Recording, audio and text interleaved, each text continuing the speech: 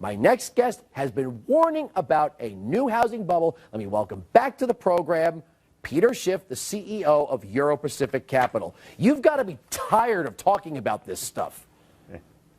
Yeah, well, first of all, there's so many holes in the old bubble that I don't think the Fed is going to succeed in fully inflating it again. But that's what they're trying to do. I mean, they never learned from their mistakes. And as a matter of fact, the federal government is more involved now in the housing market than it was while the last bubble was inflating.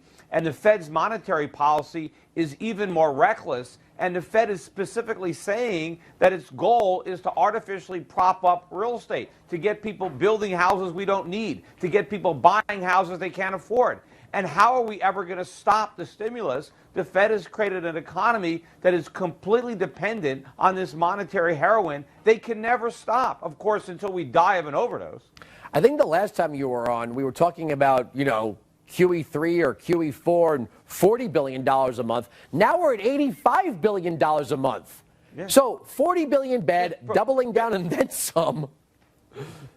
Worse. Yeah, and you've got people on Wall Street trying to figure out when they're going to reduce the $85 billion. They're not even thinking about that. They're more likely to increase it to $100 billion a month, $125 billion a month. The more drugs we take, the more we need to stay high.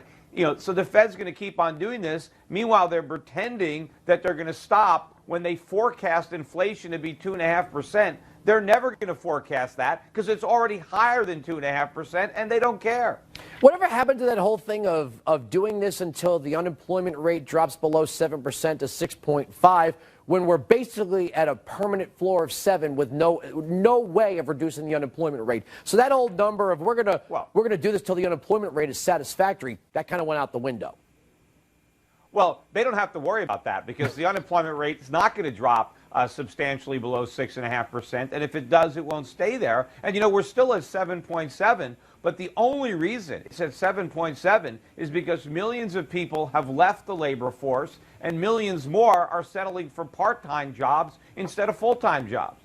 So what do you think in the future? You think we're going to see an interest rate increase? Eventually, we're going to see an interest rate spike. But before that, I think we're going to see a dollar collapse. All right, Peter, thank you so much for stopping by.